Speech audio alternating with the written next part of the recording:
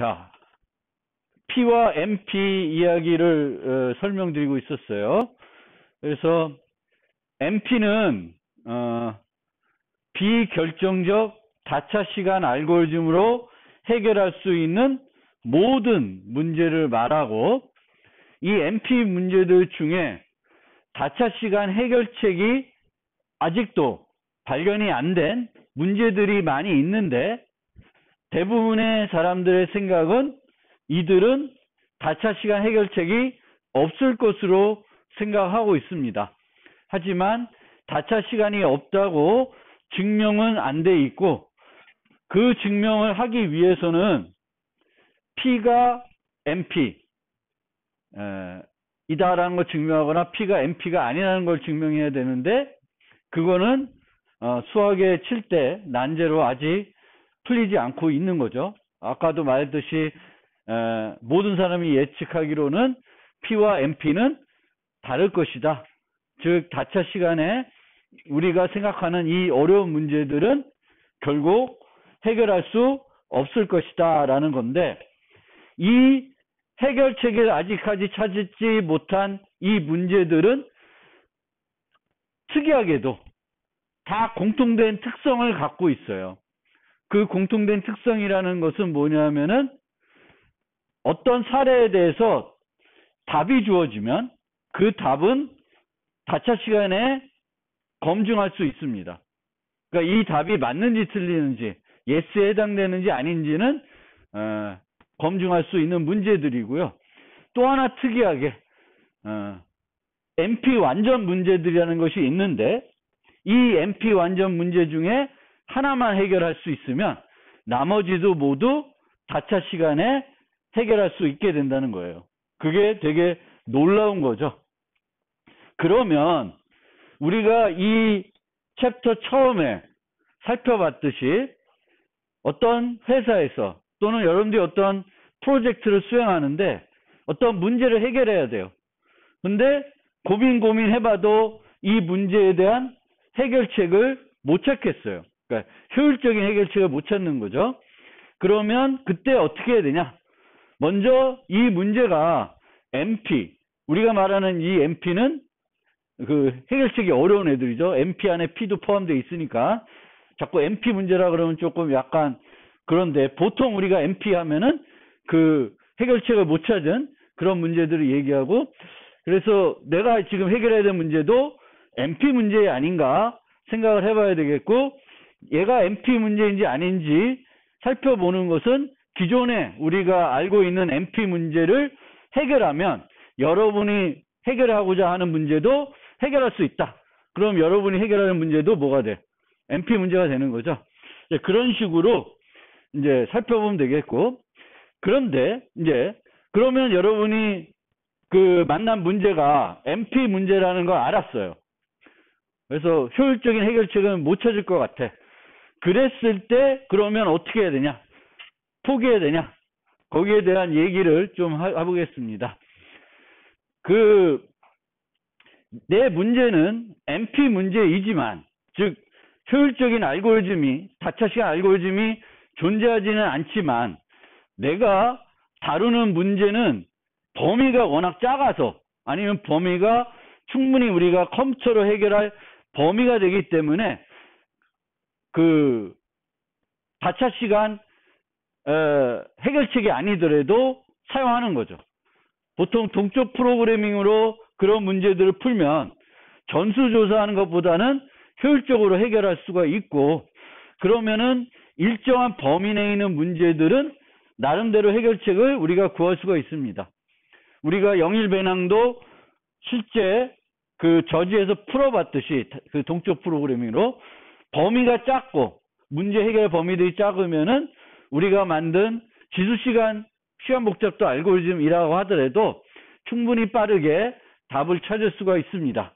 그래서 첫 번째로는 얘가 MP 문제이지만 내가 다루는 범위가 어떻게 되는지 살펴보고, 그 범위가 충분히 컴퓨터로 해결할 수 있는 범위면 그냥 우리가 발견한 알고리즘 갖고 해결하면 되는 거예요.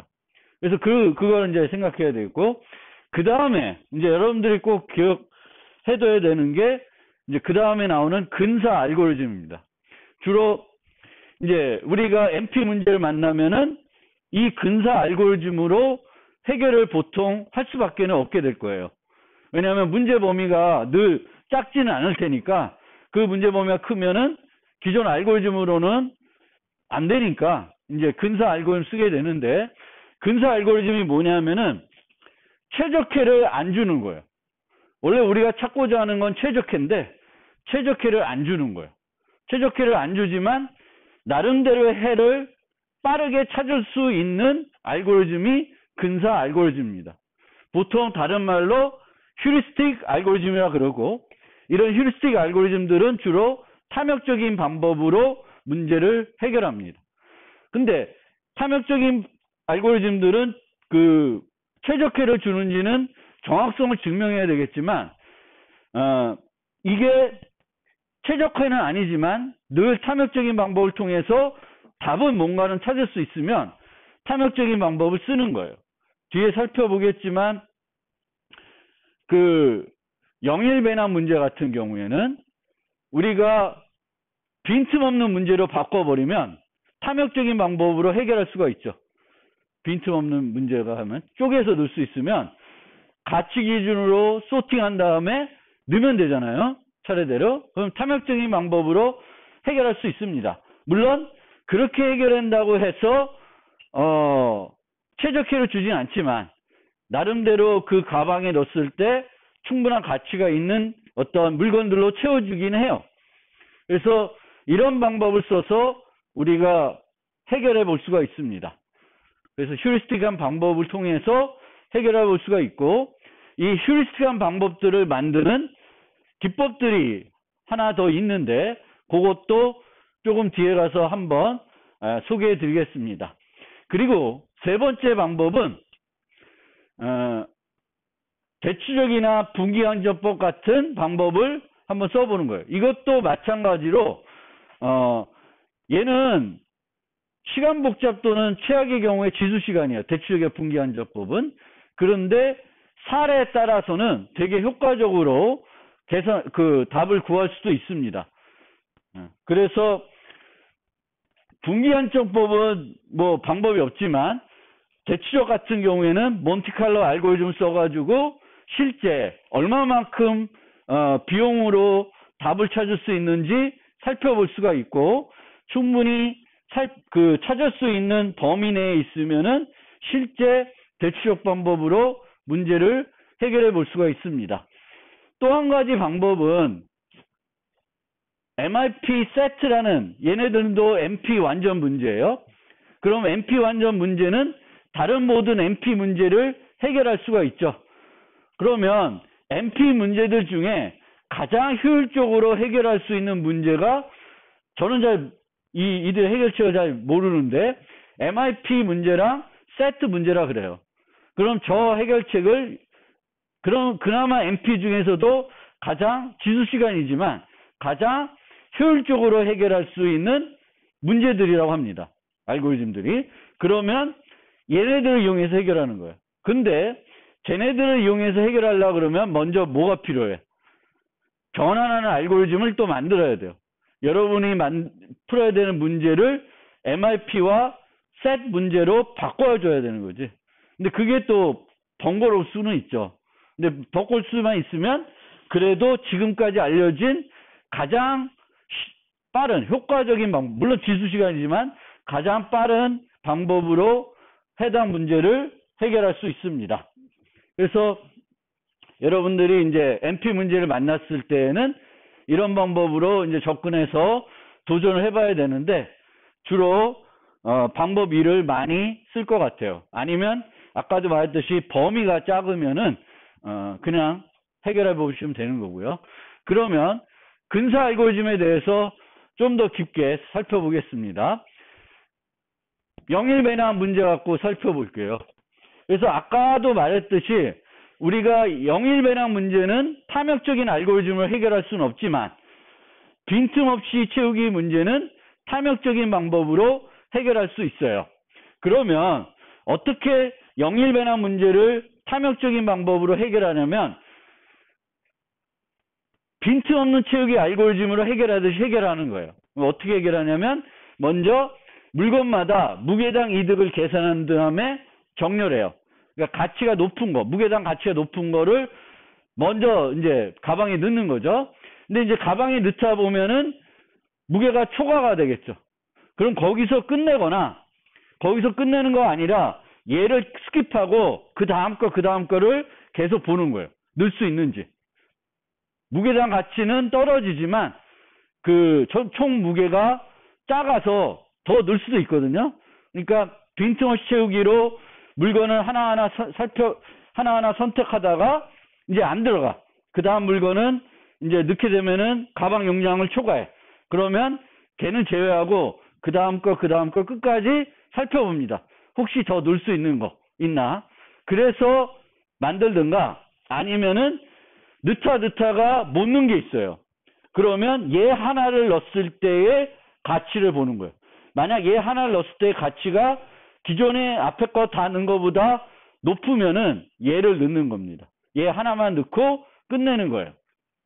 물론 얘를 넣고 또 그 다음 거를 또 검사해 볼 수도 있죠. 검사해서 더 넣을 수 있으면 넣을 수 있습니다.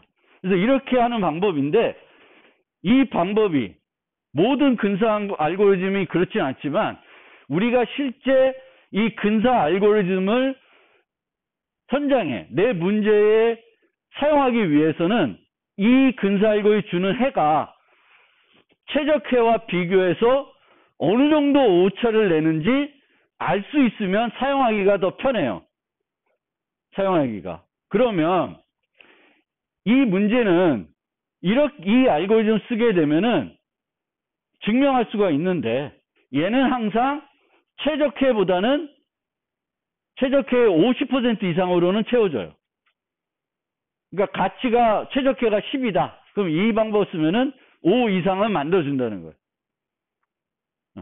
그러니까 이런 최적해보다 어떻게 할 수 있는지 그 오차가 얼마 되는지를 알 수 있으면 그걸 이용해서 문제들을 내가 이렇게 해도 50% 정도는 답을 주는데 최적해 50% 된다는 거죠.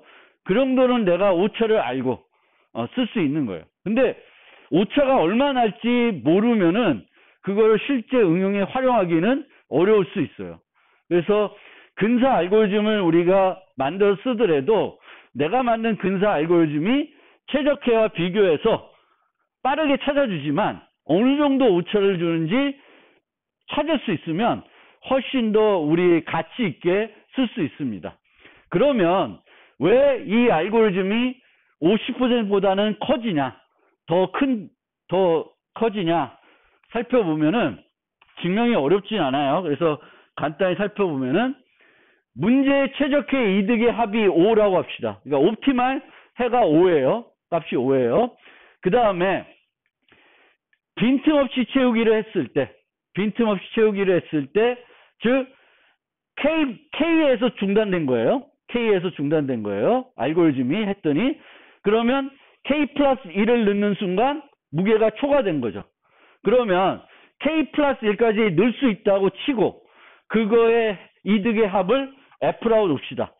그럼 F는 5보다 클까요? 적을까요? 크죠? 크죠? 당연히 커요. F는 5보다 당연히 커요.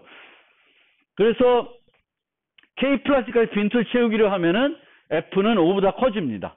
그러면 우리가 사용한 알고리즘이 이들과 비교해서 어떻게 되는지를 살펴보면은 근사 알고리즘의 해가 H라고 하면은 이 H는 K까지 넣은 거죠. 물론 K까지 넣고 K 플러스 1 건너뛴 다음에 추가적으로 더 넣을 수 있어요. 더 넣을 수 있지만 VI까지만 그러니까 K까지 넣었다 그러면 이 내 해는 이 탐욕 우리 근사 알고리즘 주는 해는 요거의 합보다는 크다는 거예요. 아니면 VK 플러스 1보다는 크게 됩니다. 얘네들 안 넣고 얘만 넣은 것만 친 거예요. 그러니까 아까 설명에 건너뛰었는데 이런 경우에는 얘까지 넣었는데 얘를 못 넣었잖아요. 그러면 얘까지 넣은 거랑 얘 하나 넣은 걸 비교하는데 얘가 더 크니까 얘를 넣게 되는 거예요. 그러면 내가 아니, 이 근사 알고리즘을 주는 알고리즘은 VI까지 합보다는 크거나 VK 플러스 1의 이득보다는 크다는 거예요. 그러면 이 두 개를 합쳐요. 양변을 다 합쳐요. 그러면 이 H는 뭐보다 크냐면은 I1부터 K 플러스 1을 합한 것보다는 커집니다. 근데 얘는 K 플러스 1까지 넣은 건 뭐랑 같아요? F랑 같은 거죠. 실제적으로. 같다 크다는데 F랑. 왜 같다 크다가 나냐면은 얘는 VI까지 넣고 더 넣을 수도 있어요. 얘도 VK 플러스 1 넣고 더 넣을 수도 있습니다. 알고리즘 상에는. 그러면 얘는 이렇게 되겠고, 얘는 F보다 크고, F는 5보다 크니까 H는 5보다 0.5보다 더 커지는 거예요. 그러니까 최적화보다는 최적화의 50% 이상의 답은 도장이 주는 거죠. 아, 그러면 그 정도로 하면 나는 돼. 만족해. 우리 응용에서는 그 정도 주면은 돼. 지수 시간에 한참 맨날 며칠 한 달을 돌려야 얻는 답보다는 1초 만에 얻는 답이 50% 주면은 충분히 쓸 수 있어. 그러면 이런 근사 알고리즘을 대신 쓸 수 있는 거예요. 근데 여기서 아까도 말 포인트는 근사 알고리즘을 만든 다음에 이 근사 알고리즘이 최적화와 비교해서 얼마나 오차를 보이는지 그 범위를 알 수 있으면 내가 얘를 쓸지 말지를 판단할 때 대단히 도움이 되는 근거가 되는 거예요. 그래서 근사 알고리즘을 만들었을 때는 이 오차가 얼마냐, 뭐 90%까지 준다, 늘 90% 이상을 보장해 준다. 그럼 상당히 좋은 거죠. 빨리 찾아주면서 정확한 해는 못 주지만 최적화의 90%에 가까운 답을 준다. 그러면 내 응용에서 그게 더 나아. 빨리 찾는 게. 그럼 그걸 쓸 수 있는 거라는 거예요. 그래서 근사 알고리즘에서는 이 파트가 중요한 거고, 또 이 파트를 이제 알기 위해서는 우리가 뭔가 증명할 수 있어야 되겠죠. 그 다음에 근사 알고리즘 만들 수 있는 많이 쓰는 전략 중에 하나가 바로 로컬 서치 알고리즘입니다. 로컬 서치. 얘는 어떻게 하냐? 이미 답을 만들어요. 예를 들면 TSP 문제예요. 그럼 TSP 문제는 랜덤하게 1번부터 그 n까지 노드를 완전 그래프이면은 얘를 조합을 하나 셔플링 해가지고 하나 만들어요. 그러면 TSP 경로가 되겠죠. 마지막에 V1까지 가면. 그러면 얘의 그걸 계산해. 경로의 길이를. 그 다음에 뭘 이용하냐면 지역 이동을 하는 거예요. 지역 이동하는데 지역 이동이라는 게 이거를 이렇게 바꿔도 여전히 그 투어가 되죠. 이런 모습의 투어였는데 얘를 이렇게 바꾸면 여전히 투어가 돼요. 그러면 이 간선의 합과 이 간선의 합을 비교했더니 얘가 더 작아. 그럼 어떻게 돼? 얘를 일로 바꾸면 답은 어떻게 돼요? 줄어들죠. 이거를 반복적으로 하는 거예요. 근데 이걸 반복적으로 하면 계속 줄어들긴 하겠지. 그럼 언제까지 해? 그거 끝이 없어요. 끝이 없는데 이 알고리즘의 장점은 뭐냐면은 종료가 보장되지 않지만, 그리고 다차 시간에 더 이상 바뀔 게 없어. 그럼 거기서 그게 미니멈이 되는 거죠. 미니멈이 되는 게 맞는데 그게까지 나올 때까지 얼마만큼 로컬 이동을 해야 최적화를 구할지는 모르는 거고, 그거를 얼마나 해야 될지 모르지만 우리는 한 20번만 하자. 뭐 이런 식의 어떤 알고리즘 써가지고 그 알고리즘들을 만들 수가 있습니다. 이게 이제 그 로컬 서치 알고리즘인데 보장해 주지 않지만 일반적으로는 되게 가까운 해를 만들어준다고 해요. 근데 얘도 실제적으로 얼마나 가까울지 증명하기는 되게 어려울 것 같아. 몇 번 바꾼다고 해서 얼마만큼 그게 더 줄어든다는 거는 말하기 어려울 것 같아요. 물론 실제 수학적으로 분석을 해봐야 되겠지만 어렵겠지만 그 재미있는 거는 언제든지 중단할 수가 있죠. 내가 30번만 보겠다. 뭐 50번까지 돌겠다. 아니면 최적회의 경우에는 그 TSP 같은 경우에는 TSP에서 그 그래프에서 간선이 최대 그 큰 게 뭐 10이다. 그리고 n이 뭐 10개다. 그러면 100을 안 넘을 거예요. 그럼 어떤 간선이 50 이하 되면 그 정도면 내가 충분해. 그럼 그때까지 해볼 수도 있죠. 물론 그게 다차 시간에 50 이하로 줄어들지는 모르지만 50 이하로 줄어들면 멈추거나 몇 번 이상 해가지고 몇 시간 그 1초 이내이면 1초 이내까지는 계속 해본다. 뭐 이런 알고리즘을 만들어서 나름대로 쓸 수도 있겠죠. 그래서 이것도 좋은 아이디어니까 배낭 문제도 그래요. 배낭 문제 같은 경우도 지금 하나씩 고려했는데 집어넣어 놓고 2개를 빼고 2개를 집어넣을 수 있잖아요. 그 세트들의 조합들을 이용해 가지고 로컬 서치를 해볼 수도 있어요. 뭐 생각은 안 해봤는데 하여튼 그런 것들을 아이디어들을 하나 빼고 하나 넣는 건 별로 의미가 없을 것 같고 2개의 합이 무게의 합이 같거나 아니면 작은데 가치는 더 커. 그러면 그 2개를 빼고 2개를 넣는 거지.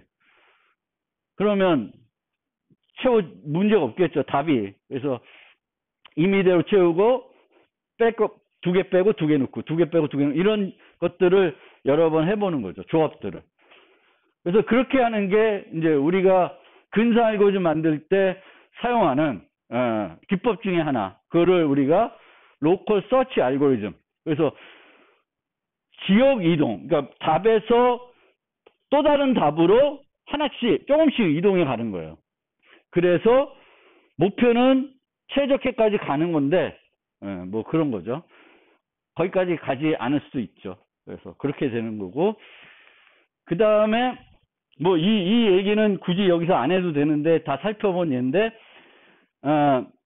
우리가 이제 이 MP 문제들은 대부분 또 동적 프로그래밍을 써서 해결할 수 있는 문제들이에요. 근데 동적 프로그래밍 이용해서 해결하더라도 그 시간 복잡도가 다차 시간이 안 되는 거지. 여전히 그 지수 시간이 되는 거죠. 동적 프로그래밍 이용해서 해결해도.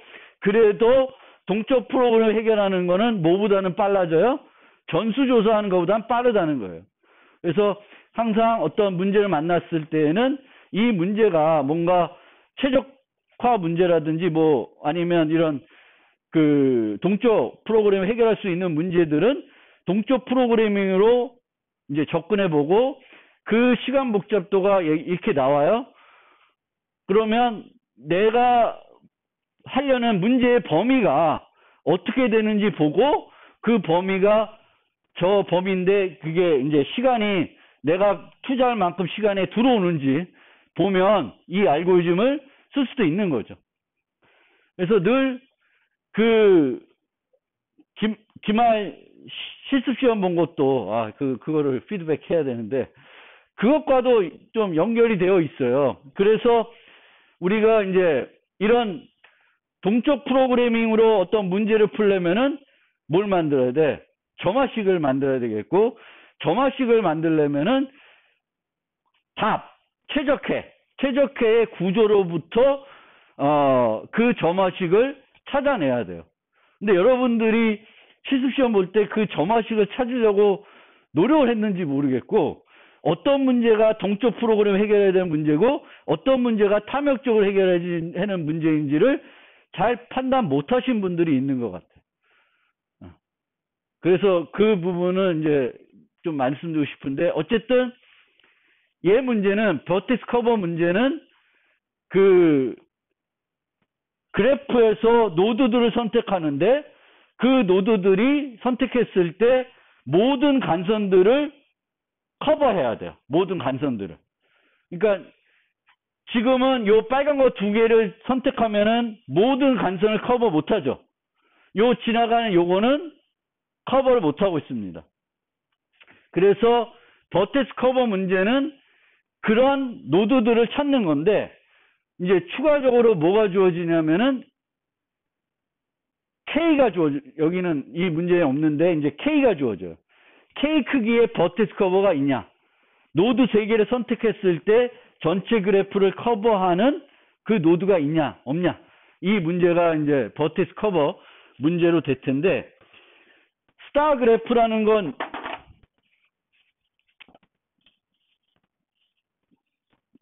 이런 애죠. 그쵸? 이런 애는 얘만 선택하면은 모든 간선을 다 커버하겠지. 그래서 1이에요. 그리고 이런 애들은 클릭이라 그래요. 클릭은 모든 애들끼리 이웃 노드가 되는 그런 그래프이고, 클릭에서는 항상 크기가 n-1이 돼야 돼요. 왜냐하면 여기서도 보면은 두 개를 제외하면은 그 두 개를 연결하는 간선은 커버가 안 돼.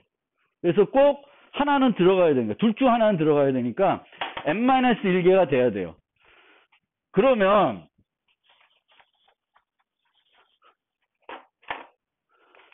이 문제는 전체 가능한 조합을 찾아서 하기에는 너무 경우의 수가 많은 거고요.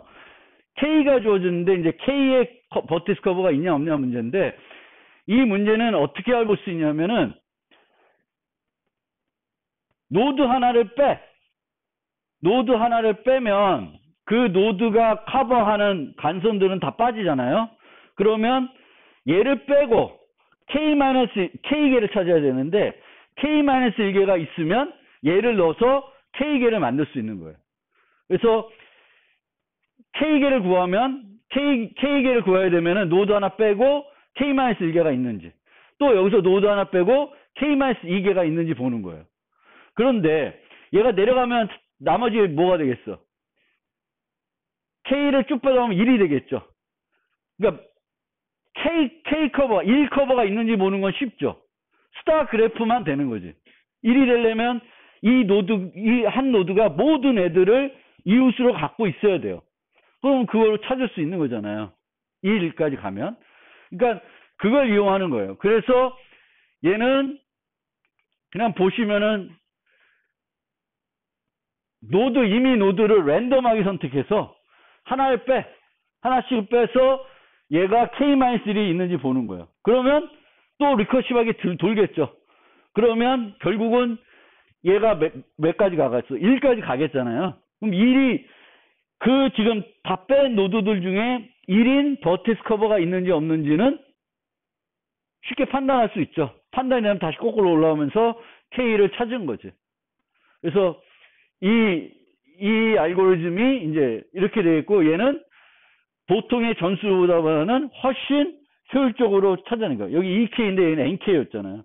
NK를 2K로 줄인 건 어마어마하게 줄어든 거지, 솔직히. 그래서 동적 프로그램 하면은 상당히 우리가 시간 복잡도를 줄일 수는 있는데, 그래도 여전히 저는 이 알고리즘은 지수 시간이에요. 그래서 웬만큼 K가 크면 못 찾는 거지. 그래프도 크고. 그래서 그거를 이제 여러분들이 이제 생각을 하시면 좋겠고,